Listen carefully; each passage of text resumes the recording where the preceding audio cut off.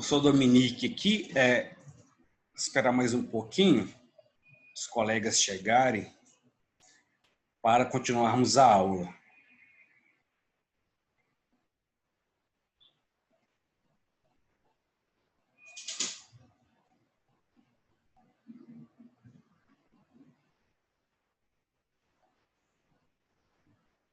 E aí, professor, tudo bem? Ô, Dominique, comigo está tudo bem. Estou com saudade da escola, do convívio. Ah, eu também tô. Saudade das bagunças do cine. É, você, você se animou mais a estudar? Como é que você está? Ah, professor, eu tô tentando, assim. Não tô no É? mesmo ritmo que eu tava antes, mas eu tô estudando, assim, aos poucos. Preciso Aham. estudar mais. Você ganhou o festival, né, de melhor canção, que chique. Ganhei. Você assistiu, professor? Aham, nossa, muito. Você foi muito elogiada pela sua emoção, né? Com que você canta. Ah, você gostou? Gostei. Acho que você Ah, devia investir em cantar. eu vou investir, sim. Eu Eu tenho um acho. pouco de vergonha. Ah, não pode ter vergonha, não. Tem que aproveitar o talento. Eu acho que cantar é um dom. Eu acho muito bonito quem sabe cantar. Não começa a cantar em festas, se você já não canta, né? Da família, Aham. né? Eu já cantei em uns casamentos e tal, e eu Aí, canto na igreja, né? você canta na igreja, em casamento é muito bom, né? É, É assim que começa, aham. né? Pessoal, bom dia para quem chegou agora. Nós estamos para a segunda aula do dia. Eu terminei a última aula falando sobre a felicidade, que é um tema que nos persegue. A palavra felicidade aparece muito. Há várias músicas que tratam de felicidade. Há uma música até da qual eu gosto muito do Tim Maia, Essa Tal Felicidade, que se chama, baseada nesse poema aqui. Eu estava dizendo que a falta é algo que nos constitui como ser humano. O ser humano nunca está satisfeito com nada, porque temos uma sensação de falta que é muito profunda. E eu comentava, por exemplo, no caso das pessoas que têm depressão, essa falta é muito mais forte. Então, o nascimento é visto como um trauma para a psicologia, porque enquanto você, quando vê um bebê nascer, fala, nossa, que lindo, e a criança chora, esperneia, é porque aquela criança está vivendo um grande terror. Kant, filósofo, diz que aquele choro do bebê é uma demonstração de revolta com relação ao fato de ser retirado do paraíso. Então, são questões interessantes de serem abordadas e serve também de repertório sociocultural para a redação, né? Então, temos aqui algumas questões sobre o parnasianismo e vamos fazer 2 minutinhos.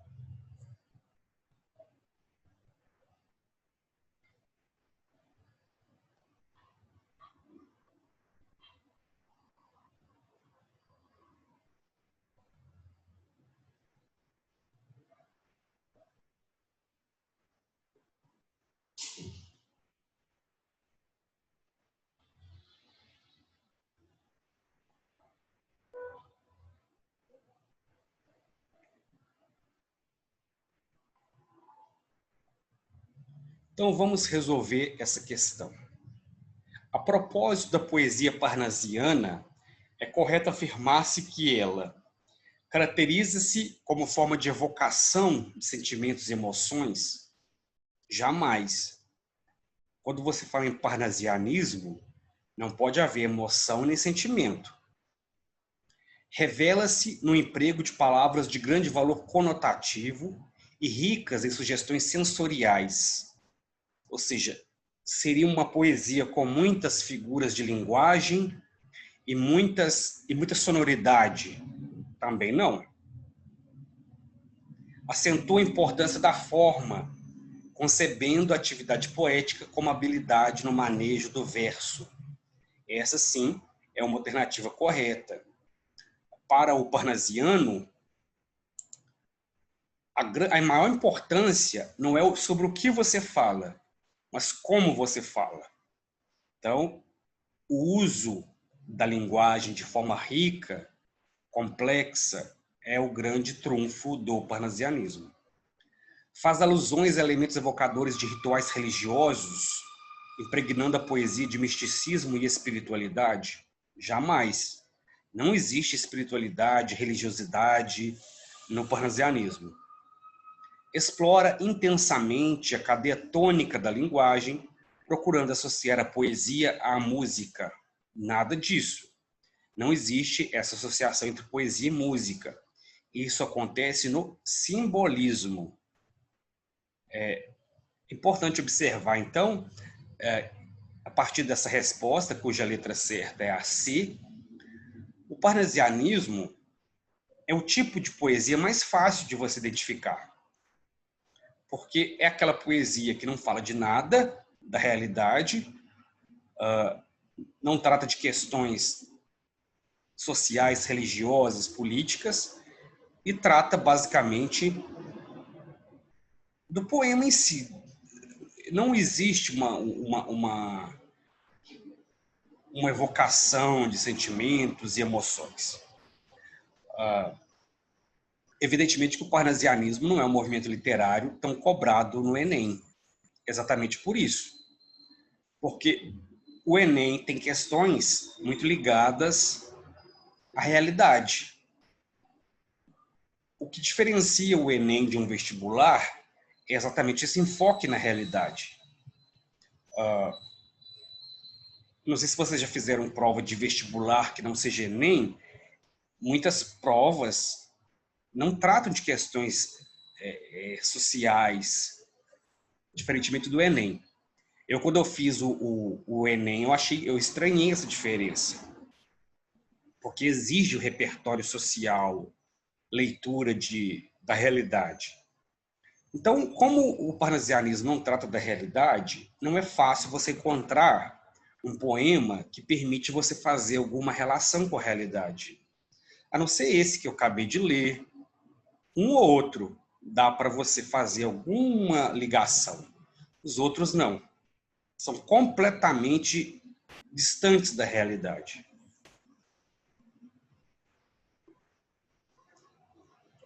Número 2. Olavo Bilac e Alberto de Oliveira representam um estilo de época de acordo com o qual? Então, temos aqui 5 opções, 2 minutinhos para fazermos. Vou pegar uma coisa aqui.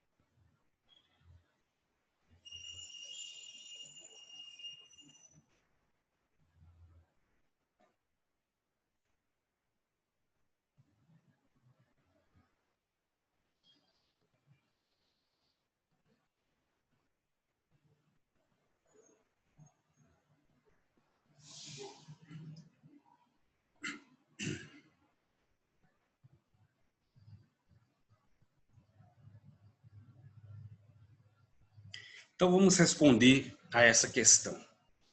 Então Olavo Bilac e Alberto de Oliveira são dois ícones do parnasianismo, um movimento no qual, letra A, o valor estético deve resultar da linguagem subjetiva e espontânea que brota diretamente das emoções. Mentira, o parnasianismo não tem nada de subjetivo e nada de emoção. A forma literária não pode afastar-se das tradições e das crenças populares, sem as quais não se enraiza culturalmente. Mentira também, isso não é parnasianismo, isso é romantismo. A poesia deve sustentar-se enquanto forma bem lapidada, cuja matéria-prima é um vocabulário raro numa sintaxe elaborada. Essa, sim, é uma alternativa correta. A forma é bem cuidada, a sintaxe, ou seja, a estrutura frasal, é bem elaborada. B. Devem ser rejeitados os valores do antigo classicismo? Mentira. O parnasianismo se baseia na antiguidade clássica. Os versos devem fluir segundo o ritmo irregular das impressões, para melhor atender ao ímpeto da inspiração? Mentira, porque parnasianismo não tem inspiração. É sacrifício. Então, somente a letra C está correta.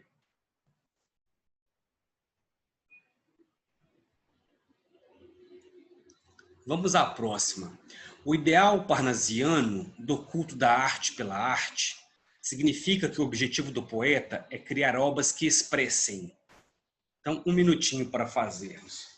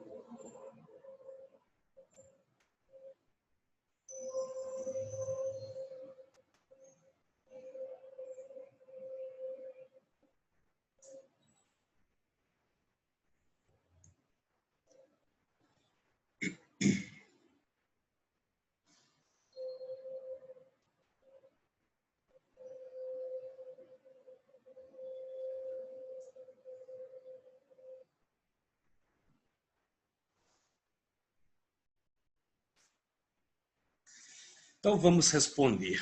Esse ideal da arte pela arte, essa arte que não tem ligação com a realidade, é criar uma obra que expresse o quê? Um conteúdo social? Nunca. A noção de progresso da sua época? Também não. Uma mensagem educativa? Nunca. Uma lição de cunho religioso? Não. O belo, criado pelo perfeito uso dos recursos estilísticos. Aqui sim, é o belo. Quem gosta de filosofia, por exemplo, existe uma área da filosofia chamada estética. Não tem a ver com a estética de cuidado com o corpo, de ligada a cabelo, maquiagem. Não, a estética é um campo da filosofia que estuda as manifestações do belo, da beleza. É claro que essa beleza pode surgir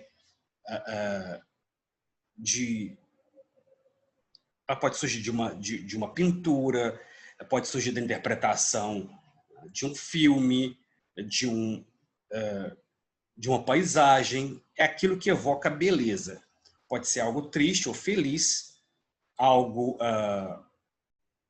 até uma guerra pode ser vista sob o aspecto da beleza, da plasticidade. Então, o belo significa isso. Não é necessariamente aquilo que é bonito no sentido de você dizer, nossa, que lindo. O belo é aquilo que provoca uma emoção, uma satisfação, digamos assim, uma admiração.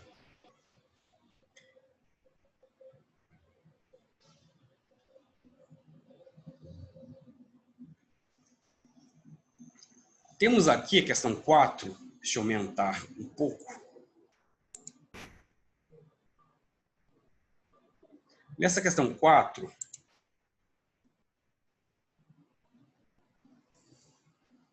temos explicação sobre o que é parnasianismo.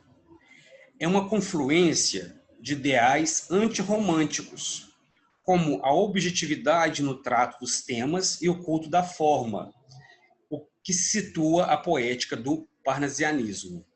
O nome da escola vinha de Parnaso, das antologias publicadas, sob o título de Parnasse Contemporaine, que incluíram poemas de Gautier, Banville e Leconte de Lisle.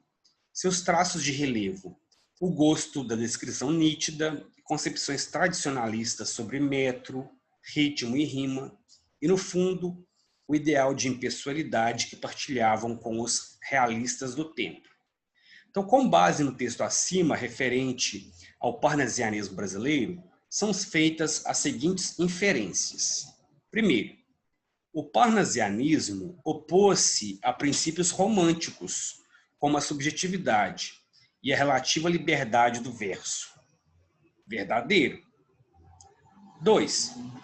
Tendo seu nome calcado num termo criado na França, o parnasianismo brasileiro seguiu um caminho estético próprio, independente e original. Verdadeiro também, porque embora o Brasil se inspirasse na França, aqui o parnasianismo, claro, vai ter características próprias. 3. Parnasianismo e realismo são correntes literárias com ideias e princípios estéticos totalmente diferenciados. Quais são as alternativas corretas? A 3 não é correta. Por quê? Na citação diz que um ponto existe de comum entre o parnasianismo e o realismo, que é o quê? A impessoalidade, a objetividade. Então, somente as alternativas 1 e 2 estão corretas.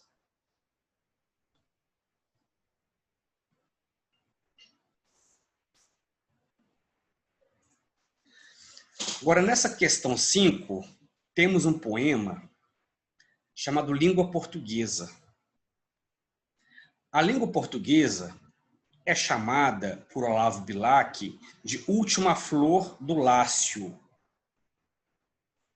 Última flor do Lácio, por quê? Porque a língua portuguesa é a última língua latina, é a mais nova das línguas derivadas do latim.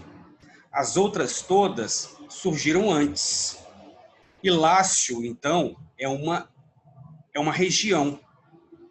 Então, é como se o Brasil fosse a última filha, é como se a língua portuguesa fosse a última filha dessa região romana. Por isso, a última flor do Lácio, inculta e bela. Por que inculta? Porque o português, por ter surgido já numa fase final do latim, não teria a mesma sofisticação que outras línguas têm. Então, última flor do Lácio, inculta e bela. És, a um tempo, esplendor e sepultura. Ouro nativo que na ganga impura a bruta mina entre os cascalhos vela.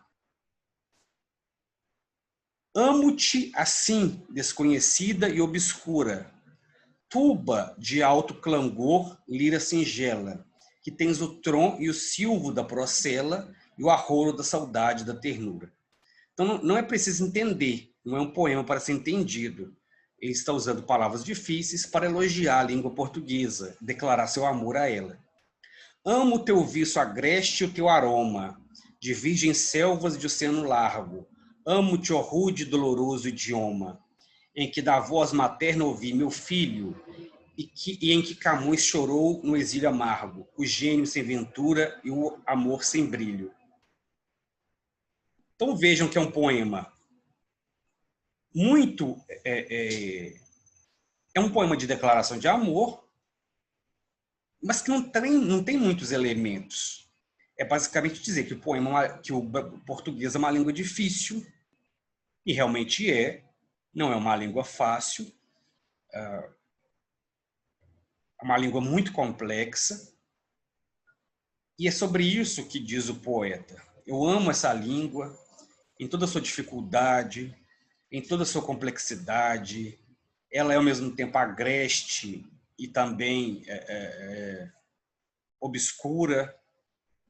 Então, tudo aqui é para dizer que a língua portuguesa é a língua do coração do poeta. Mas vocês podem se referir à língua portuguesa, por exemplo, numa redação, como Última Flor do Lácio, que todo mundo vai entender o que é o nome pelo qual a língua portuguesa ficou conhecida a partir desse poema, que é famosíssimo, apesar de não ser um poema rico de conteúdo, é famoso porque Olavo Bilac era uma celebridade na sua época. Eu não sei que celebridades existem hoje, Anitta, deixa eu ver quem mais. Eu não acompanho muita cultura, a música pop, mas o Olavo Bilac ele tinha essa fama, ele era muito famoso, muito exaltado, enaltecido. Ele não era bonito, como vocês viram, mas as mulheres assim, eram loucas com ele, por conta, claro, dele ser esse popstar, né? E hoje completamente esquecido. As pessoas não se lembram de Olavo Bilac mais, porque ele escrevia poemas muito difíceis, que hoje as pessoas não gostam desse tipo de poesia mais, né? Mas naquela época, Olavo Bilac era realmente... Ele e Machado de Assis eram famosíssimos. Mas Machado de Assis já tinha morrido, então ele ficou herdeiro dessa fama toda. Ganhou, inclusive, o prêmio de príncipe, o príncipe dos poetas. É importante lembrar que naquela época as pessoas eram muito ligadas à literatura, hoje não tanto. Mas naquele contexto, as pessoas que liam sabiam quem eram os poetas, quem eram os escritores. É curioso notar, mas as pessoas tinham muito mais hábito de ligação com a poesia, com a literatura, do que hoje. Talvez porque não havia tanta opção de entretenimento, né? Então, sobre esse poema, analise a opção cuja análise acerca do poema de Bilac está correta. Então, 2 minutinhos.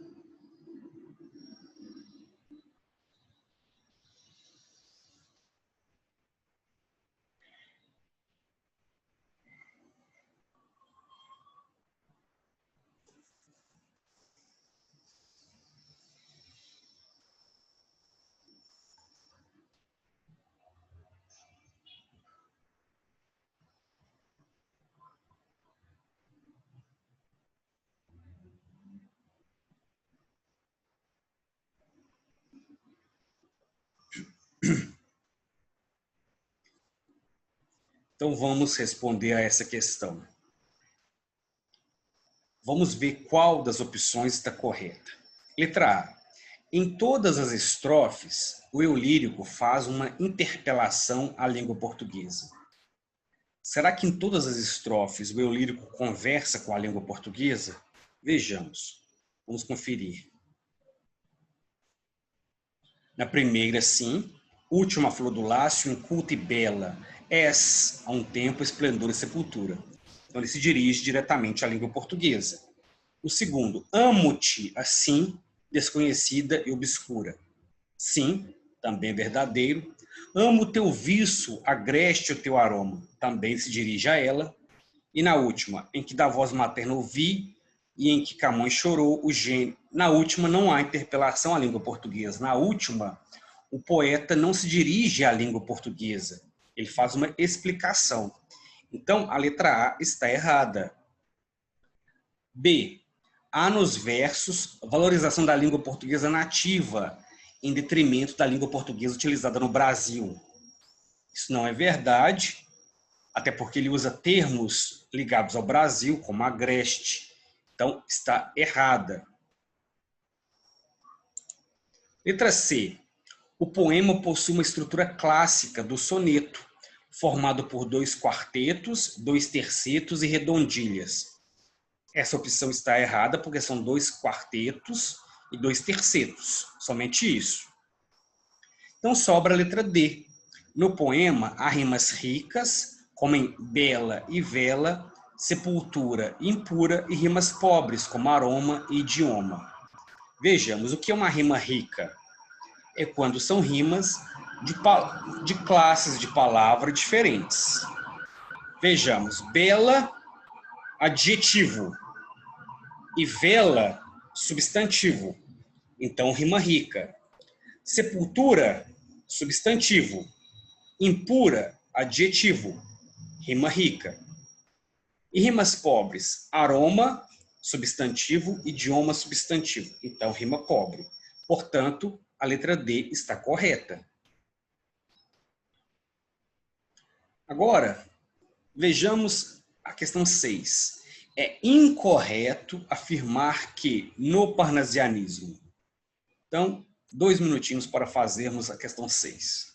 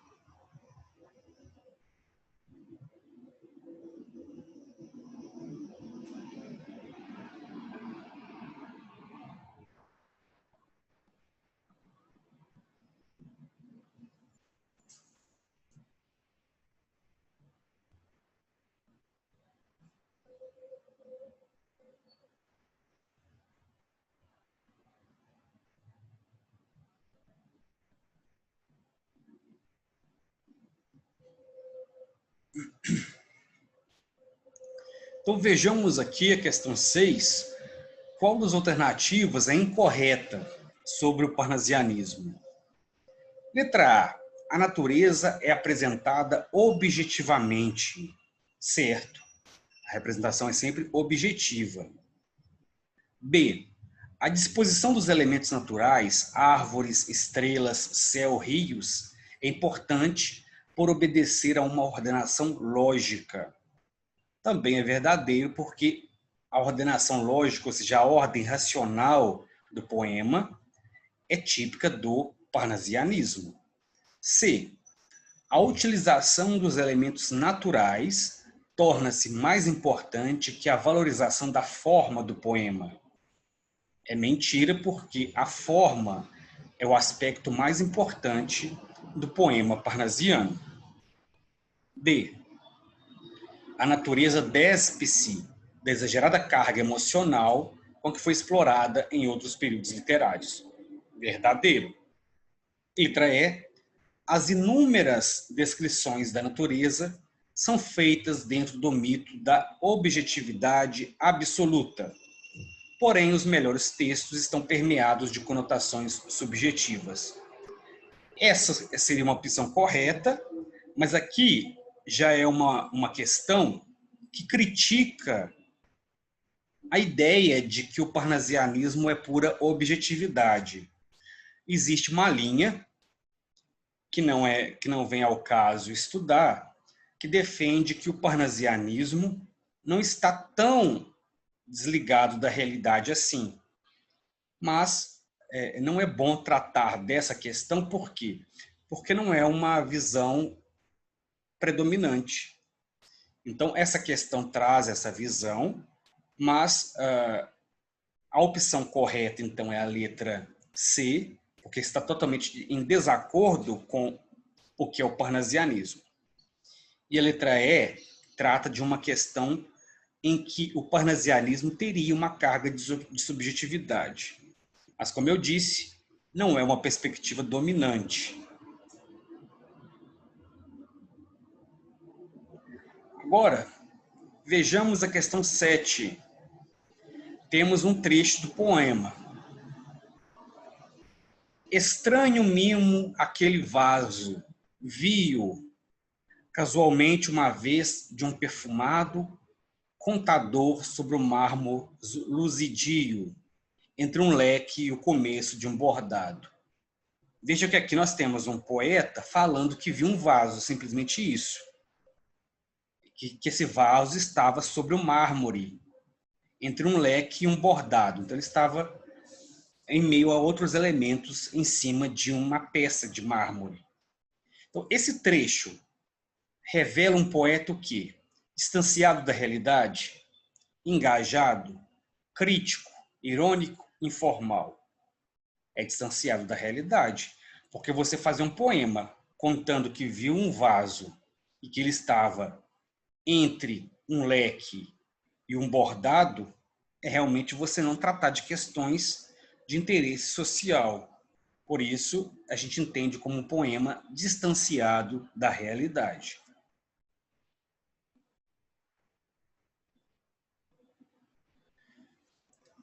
Neste caso aqui, temos o poema Satânia. Vejamos. E aos mornos beijos, as carícias ternas, da luz cerrando levemente os cílios, Satânia os lábios úmidos, encurva, e da boca na púrpura sangrenta, abre um curto sorriso de volúpia.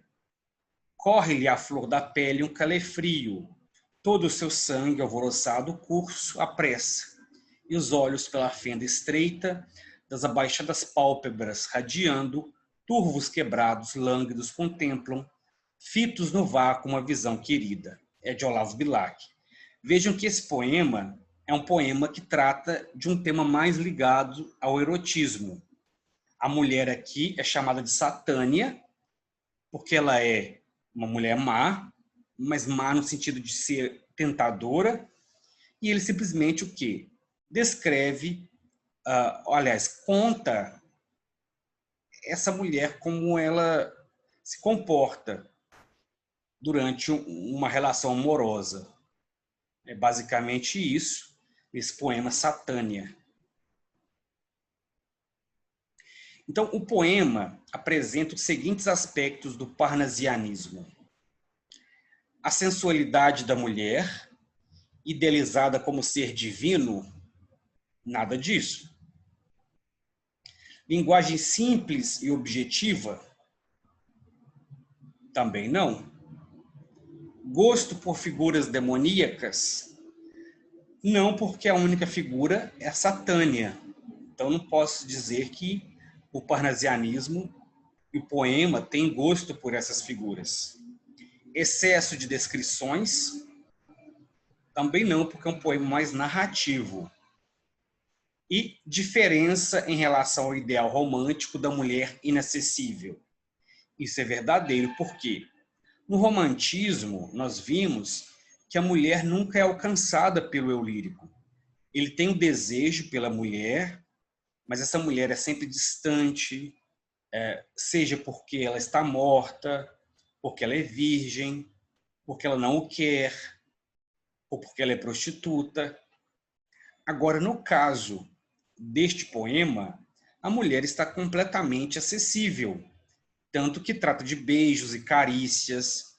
Então, pela primeira vez, nós temos na literatura, né, brasileira a ênfase nessa mulher que desperta o desejo, e esse desejo é realizado no parnasianismo com essa figura dessa mulher sedutora.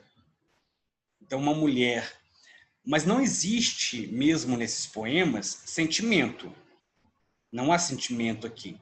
O poeta não declara amor, não diz que é apaixonado, nada disso. É somente a descrição ou a referência a esse corpo dessa mulher. Então, é um corpo completamente disponível para o prazer do homem. Então, é uma diferença muito marcante em relação à poesia tradicional do século XIX. Então, vimos hoje as características do parnasianismo, que não são complexas, você consegue entender. E, antes que termine aqui, desejo a todos um excelente fim de semana. E a gente volta na semana que vem com mais estudos. Espero que vocês descansem e estejam bem animados para esta última etapa, que encerra, então, o terceiro ano de vocês